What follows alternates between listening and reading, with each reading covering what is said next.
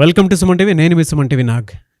కోల్కతా ఇన్సిడెంట్కి సంబంధించి కొన్ని కీలక అంశాలు సిబిఐ ప్రశ్నల రూపంలో సంధించినట్లుగా తెలుస్తోంది. అది కూడా ఎక్స్ ప్రిన్సిపల్ సందీప్ ఘోష్ అతనికి సంబంధించినటువంటి వాటిల్లో. సో ఆ ప్రశ్నలు ఏంటి, ఇప్పటి వరకు ఉన్నటువంటి డెవలప్మెంట్ ఏంటి, కేసుకి సంబంధించింది ఈరోజు మనతో పాటు హైకోర్టు అడ్వకేట్ రవీంద్రనాథ్ గారు ఉన్నారు. వారి మాటలో అడిగి తెలుసుకుందాం. Hello sir. హాయ్ అండి నాగరాజు గారు. సరే, ఇప్పటి వరకు కనుక డెవలప్మెంట్ మనం చూసుకుంటే అండి, సిబిఐ కూడా కొన్ని ప్రశ్నల వర్షం సంధించిందని చెప్పేసి తెలిసింది మనకి ఎక్స్ ప్రిన్సిపల్ సందీప్ ఘోష్ పై. ఆ ప్రశ్నలు ఏంటి అండ్ వాటికి సంబంధించినటువంటి డెవలప్మెంట్స్ ఏంటి? సందీప్ ఘోష్ గారి మీద central bureau of investigation high court ఆధ్వర్యం మేరకు ఇద్దరు కలిసి ఒక క్వశ్చనర్ ఫామ్ తయారు చేశారు. అంటే బిఫోర్ గోయింగ్ టు ఈ పాలిగ్రాఫ్ టెస్ట్కి వెళ్ళే ముందే క్వశ్చనర్ ఫామ్ తయారు చేశారు. ఆ క్వశ్చనర్ ఫామ్ మీద ఆయనకి ఇంట్రాగేషన్ జరిగింది. ఇది ఆల్రెడీ 7 days నుంచి నడుస్తుంది. రకరకాల క్వశ్చన్స్. అయితే మనకి క్వశ్చన్స్ బయటికి ఎలా వచ్చి ఉండొచ్చు అంటే, వచ్చే బయట క్వశ్చన్స్ ఎలా వచ్చి ఉండొచ్చు మేము అనుకుంటుంటే, ఈరోజు హైకోర్టులో ఆయన గురించి కంప్లీట్గా సీల్డ్ ఫైల్ ఇచ్చారు. సో హైకోర్టులో ఆ ఓపెన్ ఫారం ఉంటుంది కాబట్టి అక్కడి నుంచి బహుశా విని ఉంటారు. ఇవి మీడియా గెస్ట్ చేసిన క్వశ్చన్స్ కాదండి, బహుశా అఫీషియల్గా ఉన్నటువంటి క్వశ్చన్స్ అవి. దీనికన్నా ముందు నాగరాజ్ గారు ఇప్పుడు అందిన తాజా వార్త ఏంటంటే, ఆయన ఇంట్రాగేషన్ సందీప్ ఘోష్ గారి తలక మొబైల్ చాట్ లిస్ట్లో డైరెక్ట్గా మమతా బెనర్జీ గారితో మాట్లాడుతున్న కాంటాక్ట్ లిస్ట్ దొరికింది. ఇది జస్ట్ ఇప్పుడైన ఇన్ఫర్మేషను. ఇది కాకుండా ఆ కాలేజీలో మమతా బెనర్జీ 2022లో ఈయన బర్త్డే డేట్కి స్పెషల్గా ఒక లెటర్ రాస్తే బ్లెస్సింగ్స్ చెప్తూ విషెస్ చెప్తూ రాశారు. ఒక రాష్ట్ర సీఎం డైరెక్ట్గా ఒక కాలేజీ ప్రిన్సిపాల్కి ఉన్నటువంటి సంబంధం ఏమిటి? ఎంతోమంది అఫీషియల్స్ ఉంటారు. అట్లాంటిది ఒక కాలేజీ ప్రిన్సిపాల్కి, ఒక గవర్నమెంట్ కాలేజీ ప్రిన్సిపాల్కి. సో ఈ సంఘటన సంబంధించి మమతా బెనర్జీ మీద కూడా మనం అనుమానించాల్సిన అవసరం ఉందన్నమాట. ఇది రీసెంట్గా సిబిఐ ఇన్వెస్టిగేషన్లో ఆ యొక్క బర్త్డే విషెస్ చేస్తున్నటువంటి లెటర్ కూడా దొరికిందండి. ఒక కాలేజీ ప్రిన్సిపాల్కి మమతా బెనర్జీ డైరెక్ట్గా విషెస్ చెప్తూ చూస్తున్న లెటర్. సో అది ఈరోజు ఇప్పటివరకు మనకు అదే తాజా వార్తలు ఏంటంటే, అది కీ పాయింట్గా మిగిలే అవకాశం ఉంది. ఇది బహుశా దీని మీద నేనేమనుకుంటుంటే మమతా బెనర్జీని కూడా ఇంట్రాగేట్ చేసే అవకాశం ఉంటుంది. ఒక లింక్ దొరికిందంటే ఆ లింక్కి వెళ్తారు. మరి మమతా బెనర్జీని కూడా ఇంట్రాగేట్ చేస్తారా అంటే భవిష్యత్తు నిర్ణయిస్తుందండి దానికి సంబంధించి కారణానికి. ఇక మనం విషయానికి వస్తే, ఈ 10 ప్రశ్నలు ఏంటి అన్న విషయానికి వస్తే, ముందుగా వాళ్ళు ఇచ్చిన ప్రశ్న ఏంటంటే, ఇందులో సందీప్ ఘోష్ గారి యొక్క పాత్ర ఏమిటంటే, ఈ సంఘటనకు సంబంధించి అసలు ఈ ఇన్వాల్వ్మెంట్ ఎంతవరకు ఉంది అన్న క్వశ్చన్ని ఫస్ట్ పాయింట్గా డిక్లేర్ చేశారు సార్. సెకండ్ పాయింట్, ఈ సంఘటన తర్వాత మీరు ఎవరిని కలిశారు, ఫస్ట్ ఎవరిని కలిశారు ఈ సంఘటన సంబంధించి? This is the second point in this questionnaire form. Third question, victim బాడీని చూడడానికి పేరెంట్స్ని మీరు ఎందుకు 3 hours పాటు వెయిట్ చేయించారు? పేరెంట్స్కి ఇన్ఫామ్ చేశారు. ఇన్ఫామ్ చేసిన పేరెంట్స్ని 3 hours పాటు లోపలికి అలౌ చేయకుండా మీరు ఎందుకు అక్కడ వాళ్ళని వెయిట్ చేయించారు అన్న విషయం. అంటే పేరెంట్స్ కోసం వీళ్ళు చేయలేదు, మరి కాలేజీ ఫ్రెండ్స్ అని చేశారేమో. పేరెంట్స్ అయితే వచ్చారు కాలేజ్ దగ్గరికి, వచ్చిన తర్వాత కాలేజీ ఆ సెమినార్ హాల్కి వెళ్లకుండా అక్కడ వెయిట్ చేయించారు. ఒక పేరెంట్స్కి ఎంత నరకయాతన అండి. అక్కడ తన కూతురు అక్కడ చనిపోయి ఉంటుంది, చనిపోయిందని తెలుసు, ఏ స్థితిలో ఉందో తెలియదు. ఆ పేరెంట్స్కి ఆ 3 గంటల పాటు ఎంత నరక యాతన అనుభవించుంటారు నాగరాజ్ గారు. సో దాని విషయం మీద ఎందుకు మీరు వెయిట్ చేయించాల్సి వచ్చింది 3 గంటల పాటు అన్న విషయం కూడా థర్డ్ క్వశ్చన్గా డిక్లేర్ చేశారు. ఫోర్త్ పాయింట్ అంటే, అక్కడ క్రైమ్ సీన్ దగ్గరగానే, ఎక్కడైతే ఏ ప్రదేశం అయితే సంఘటనా స్థలం జరిగిందో, ఎక్కడైతే క్రైమ్ సీన్ జరిగిన ప్రదేశం ఉందో దాని దగ్గరగా ఉన్నటువంటి వాష్రూమ్ పక్కన కాంపౌండ్ వాల్, అది wall, just compound wall, it's a wall. ఒక సింక్ ఉంది అక్కడ, వాష్ బేసిన్ సింక్ ఉంది. దాన్ని ఇమీడియట్గా కొలాప్స్ చేసి పక్కనే కొత్తగా కన్స్ట్రక్షన్ స్టార్ట్ చేశారు. ఇది ఎందుకు మీరు ఎందుకు చేయాల్సి వచ్చింది? With in over night 9th జరిగింది, 10వ తారీఖు ఇమీడియట్గా మీరు యాక్షన్ తీసుకున్నారు. ఎందుకు చేశారు అన్న విషయం మీద అడిగారండి.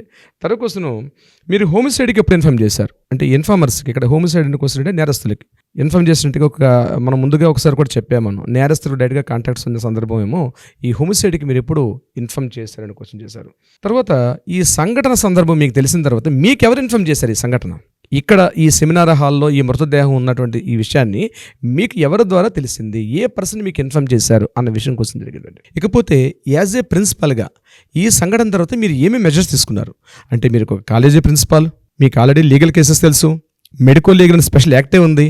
సో ఈ సంఘటన తర్వాత ఆ సంఘటనా స్థలాన్ని ఇమ్మీడియట్గా మీరు ప్రొటెక్ట్ చేయడం, లోకల్ పోలీసులకు ఇన్ఫార్మ్ చేయడం, అటువంటి మీరు ఎందుకు ప్రికాషన్ తీసుకోకుండా మీరు ఏం చేశారు యాజ్ ఎ మెడికల్ లీగల్గా ఒక బాధ్యతాయుత స్థానంలో ఉంటూ మీరు ఏం చేశారు అన్న క్వశ్చన్ అడిగారండి. దాని తర్వాత ఎందుకు మీరు వెంటనే ఎఫ్ఐఆర్ చేయలేదు? దగ్గరగా ఉన్న తలా పోలీస్ స్టేషన్ పరిధిలోకి వస్తుంది ఈ ఆర్జేకర్ మెడికల్ కాలేజ్. మరి తలా పోలీస్ స్టేషన్కి ఇన్ఫార్మ్ చేసిన తర్వాత మీరు కంప్లైంట్ చేయగానే ఎందుకు దాన్ని ఎఫ్ఐఆర్గా నమోదు చేయలేదు? మిగిలిన విషయాలు మనకు తెలుసు, పోస్ట్ మార్టం అయిపోయిన తర్వాత అప్పుడు ఎఫ్ఐఆర్ నమోదు చేశారు. దీనికన్నా ముందు ఇంకొకటి కూడా వీళ్ళు చేసిన తప్పు ఏంటంటే అన్యాచురల్ డెత్ అన్నారు వీళ్ళు. అంటే without post mortem report unnatural death ఎట్లా డిక్లేర్ చేశారు మీరు? అక్కడ చూస్తే ఆమె అర్ధనగ్న పరిస్థితిలో కళ్ళ నుంచి ముఖం నుంచి తన నోట్లో నుంచి అర్ధనగ్న స్థితిలో బాడీ అంతా కూడా ఒక అచేతనంగా పడినటువంటి స్థితిలో మీరు ఆ సీన్ చూసిన తర్వాత అన్యాచురల్ డెత్ అని మీకు మీరు ఎట్లా డిక్లేర్ చేస్తారని సుప్రీంకోర్టు కూడా హైలైట్ చేసింది. ఇదే క్వశ్చన్ ఫామ్ని మీరు ఎఫ్ఐఆర్ ఎందుకు నమోదు చేయలేదు, అన్యాచురల్ డెత్ అని ఎందుకు డిక్లేర్ చేశారు అని క్వశ్చన్ కూడా ఈయనకి వేయడం జరిగిందండి. అయితే ఎవరికి విషయం మీరు ముందుగా చెప్పారు, ఈ విషయం మీరు ముందుగా ఎవరికి చెప్పారు? ఆల్రెడీ ఇదే క్వశ్చన్ రిపీట్ ఏంటంటే ఎవరికి ముందుగా చెప్పారంటే అఫీషియల్స్ పోలీస్ డిపార్ట్మెంట్లో వాళ్ళకి ఎవరికి మీరు ముందుగా చెప్పారు? డిపార్ట్మెంట్తో మీరు కలిసి పోలీస్ డిపార్ట్మెంట్లో ఎవరితో మీరు ముందుగా చెప్పారు అన్న విషయం మీద తెలియజేయడం జరిగింది. తర్వాత మెయిన్ ఎవరైతే కల్ప్రిట్ ఉన్నాడో సంజయ్ రాయ్, ఆ సంజయ్ రాయ్కి మీకు ఎటువంటి సంబంధం ఉంది అన్న క్వశ్చన్ మీద చాలా ఎక్కువసేపు కూర్చున్నారండి. ఎందుకంటే సంజయ్ రాయ్ అనే వ్యక్తి పోలీస్ అవుట్ పోస్ట్లో ఉండాల్సిన వ్యక్తి అయినా అవుట్ పోస్ట్లో ఒక పోలీస్ డిపార్ట్మెంట్కి పోలీస్ అఫీషియల్స్కి ఈయన ఒక సివిక్ వాలంటీర్.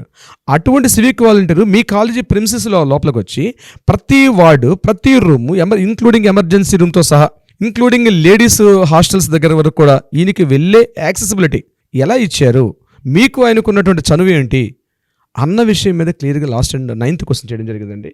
ఇకపోతే ఈ సంఘటన జరిగిపోయిన తర్వాత మీకేమి ఇమీడియట్గా రిజిగ్నేషన్ రిజైన్ చేశారు, మీ రిజైన్ లెటర్ని పంపించారు. ఎందుకు మీరు రిజైన్ చేయాల్సి వచ్చింది? ఎందుకు మీరు ఎస్పెషల్లీ రిజైన్ చేశారు ఇమ్మీడియట్గా? దాని వెనకాల కారణం ఏంటి? లేదా మీరు చేశారా, లేకపోతే మీరు అలా రిజైన్ చేయమని చెప్పి మిమ్మల్ని ఎవరైనా ప్రోత్సహించారా? మీకు మీరుగా తీసుకున్న డెసిషనా, లేకపోతే మీ మీద ఎవరైనా ఇన్ఫ్లుయెన్స్ ఉందా అన్న విషయం మీద కూడా 10 క్వశ్చన్స్ సంధించారు. ఈ 10 క్వశ్చన్స్ అన్నీ మనం మెయిన్ పాయింట్స్ అనుకుంటామంటే చాలా క్వశ్చన్స్ ఉంటాయి. ఈరోజు మనకి కోర్టులో అక్కడ సబ్మిషన్ చేసిన ఫామ్స్ ప్రకారం మనకు తెలుస్తున్నాయి, కానీ మెయిన్ 10 క్వశ్చన్స్ ఉండవండి. చాలా పారామీటర్స్లో డిస్కషన్ చేస్తుంటారు. ఈరోజు ఎఫ్ఐఆర్లో ఈరోజు ఆయనకి మనకి ఈ టెస్ట్ కూడా అయింది, ఈ పాలిగ్రాఫ్ టెస్ట్ కూడా అయింది. అంటే ఈయన చెప్తున్న క్వశ్చన్స్కి పాలిగ్రాఫ్ టెస్ట్కి సింక్ అవుతుందా లేదా అంటే, పాలిగ్రాఫ్ టెస్ట్లో పర్సన్ ఆడు కూర్చోబెడతారు, లైవ్లో కూర్చోబెట్టి ఆయన షర్ట్ ప్యాంట్స్ ఇప్పిస్తారండి. ఇప్పేసి జస్ట్ అండర్వేర్తో ఉంటాడు అక్కడ. ఆయన బాడీ మీద ఎలా ఉంటుంటే మనం లాస్ట్ టైం చెప్పాను కదా, ఈసీజీలో ఎలా అయితే చేస్తారో ఆ టోటల్గా ఎలక్ట్రో క్లఫ్స్ అంటారు, హార్ట్ క్లఫ్స్ అంటారు. ఆ హార్ట్ క్లఫ్స్ అన్ని పాయింట్లో బాడీ మొత్తం పెట్టి ఈవెన్ ఫింగర్కి అన్నిటి కూడా ఎలక్ట్రో కోడ్స్ని పుటప్ చేశాక చైర్లో కూర్చున్నప్పుడు ఈ క్వశ్చన్స్ అడుగుతారు.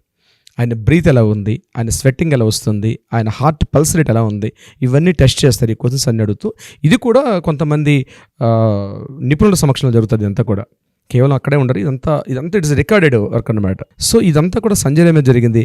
ఈ 10 క్వశ్చన్స్ మీద ఏం ఆన్సర్ వచ్చింది, ఆయన ఎలా స్పందించాడు, బహుశా ఇవన్నీ కూడా మనకి రేపు మధ్యాహ్నం కల్లా మిగిలిన రిజల్ట్స్ కూడా రావచ్చు. నాగరాజ్ గారు, ఏదేమైనప్పుడు కూడా సందీప్ ఘోష్ యొక్క పాత్ర మాత్రం ఇక్కడ క్లియర్గా కనిపిస్తుందండి. ఒక బాధ్యతాయుతుడి ఒక ప్రిన్సిపాల్ స్థానంలో అది మెడికో అయి ఉండి కూడా ఒక లీగల్గా ఉన్నటువంటి మెడికో లీగల్ అంటారు ఇట్లాంటి కేసెస్ని ఉండి కూడా ఈయన తన బాధ్యత సక్రమంగా నిర్వర్తించలేకపోయాడు. అది క్లియర్గా కనిపిస్తుంది ఇక్కడ. మీరు చెప్పినటువంటి విధానం ఉంది చూసారా, మీరు ఎంత ఓన్ చేసుకొని దీనికి ఎంత త్వరగా జస్టిస్ వస్తే బాగుంటుంది అనుకున్నటువంటి ఆలోచన, అంటే మనం చేసేటువంటి ప్రాసెస్లో మీకు ఇంకెంత బలంగా ఉంది అని చెప్పడానికి ప్రతి ఎమోషను, ప్రతి మాట చాలా బలంగా చెప్తుంది sir. Thank you sir, thank you so much అండి. Thank you so much Nagaraj గారు.